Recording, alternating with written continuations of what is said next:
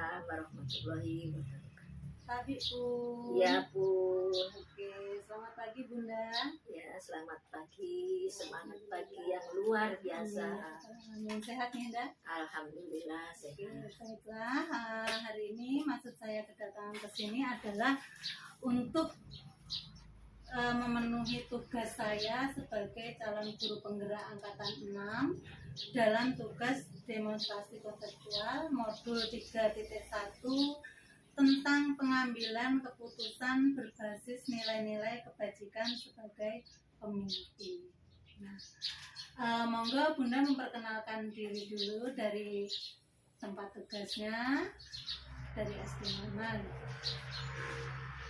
Terima kasih kepada Ibu Sri Wahyuni sebagai calon guru penggerak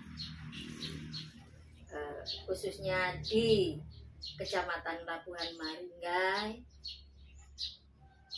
yang saat ini alhamdulillah dengan segala hormat dan penuh penghargaan bagi kami kepada Bu Sri Wahyuni yang alhamdulillah bisa datang kepada di sekolah kami yang sederhana ini. Izinkan kami memperkenalkan diri. Nama saya Rodia. Saya sebagai pimpinan UPTD SD 4 Muara Gading Emas yang saat ini akan diwawancarai oleh Bu Sri Wahyuni dalam mengemban tugasnya sebagai calon guru penggerak dalam modul pengambilan keputusan berbasis nilai-nilai kebajikan sebagai pemimpin. Iya. Nah, kira-kira bagaimana cara Bunda untuk mengetahui bahwa satu kasus itu merupakan kasus dilema etika ataupun tujukan moral? Kalau kira-kira menurut Bunda itu seperti apa cara kita mengidentifikasi? Untuk mengidentifikasi kasus dilema etika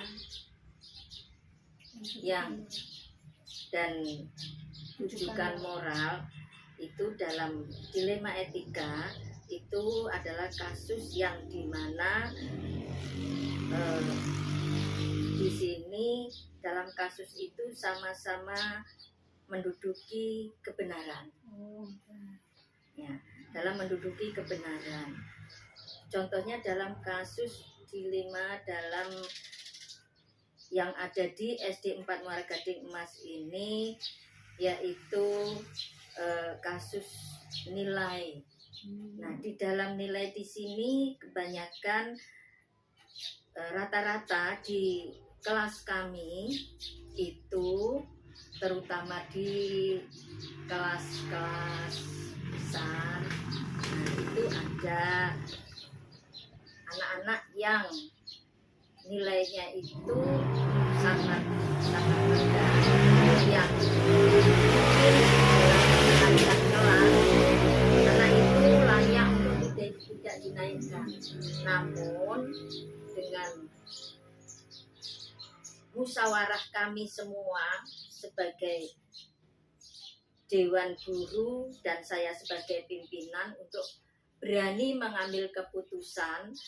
Satu, alasannya anak tersebut apabila tidak dinaikkan itu anak mungkin akan keluar, sedangkan anak tersebut masih sangat dini untuk dia harus mendapatkan pendidikan. Nah, di sana kita sebagai guru di SD 4 Muara Gading Emas ini sehingga mengambil keputusan dari tidak hanya dari segi nilai pengetahuannya saja, namun dilihat dari nilai-nilai sikap anak tersebut. Nah, dari sikap anak tersebut, sikap kedisiplinannya, kejujurannya, dan lain-lainnya, yang selalu mengikuti tata tertib yang ada di sekolah, sehingga dengan kategori sikap baik, maka anak tersebut bisa atau layak untuk dinaikkan ke kelas berikutnya. Jadi untuk dilema etika ini berarti hal yang semua baik gitu ya Mbak? Iya. Keputusan yang Iya. baik. Tadi kalau saya tangkap kayaknya jadi dalam mengambil keputusan ini kita harus mempertimbangkan hal-hal yang jangka panjang Iya. gitu ya Mbak ya. Iya. Terima kasih Mbak untuk penjelasannya. Iya. Kemudian ini Mbak berikutnya, kira-kira hal apa saja sih yang menurut Bunda itu sangat efektif dalam mengambil sebuah keputusan dalam dilema etika ini? Hal-hal yang efektif yang saat kita mengambil keputusan itu apa saja? Hal-hal yang efektif yang dapat kami lakukan dalam mengambil keputusan ini adalah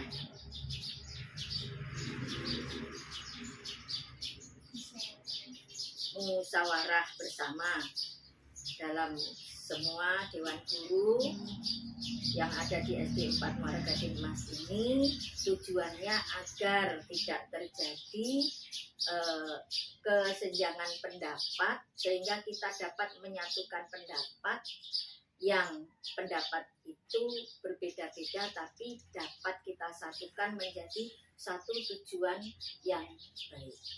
Berarti menurut Bunda dan sekolah SD 4 ya, SD 4 Muara Gading Mas ini, musyawarah itu adalah salah satu cara yang terbaik yang terbaik, sehingga akan menemukan titik Titik temu temu, gitu ya iya. dalam bermusyawarah. Oke, saya terima kasih. Berikutnya ini Nda, adakah seseorang atau faktor-faktor apa saja yang selama ini mempermudahnya dalam membantu Bunda itu dalam mengambil keputusan atau kasus-kasus dilema etika di sekolah ini?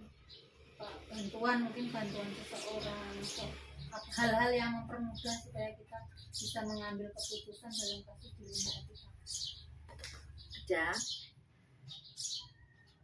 dalam mengambil keputusan ini, ya, kami banyak ya mendapat ibaratnya masukan, terutama masukan dari teman, ataupun mungkin kami juga bisa mengunjungi daripada mewawancarai wali anak tersebut yang menjadikan dilema etika itu, ya, bagaimana solusi terbaik, sehingga pendapat-pendapat tersebutlah yang kami tampung dan akhirnya kami menemukan keputusan.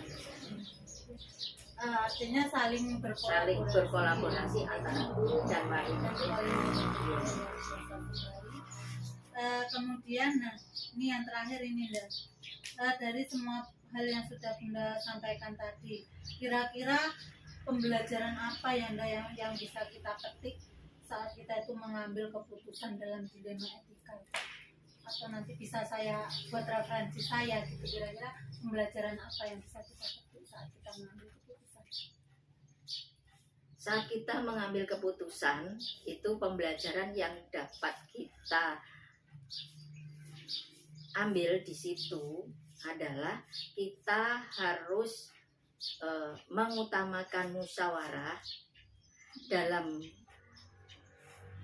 arti lain, musyawarah dalam kekeluargaan untuk mencapai kata mufakat yang harus kita jalankan bersama-sama, sehingga nantinya keputusan yang sudah kita putuskan bersama itu tidak menjadikan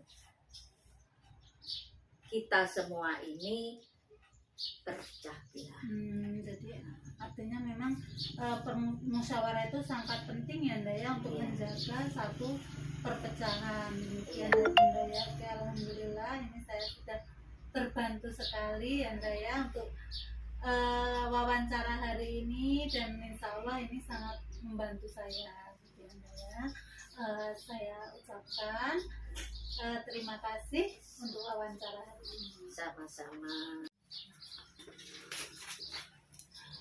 Nah, demikianlah tadi wawancara saya sebagai calon guru penggerak angkatan 6 dari Kabupaten Lampung Timur dengan beliau Ibu Rodiah dari SD 4 Muara Gading Mas.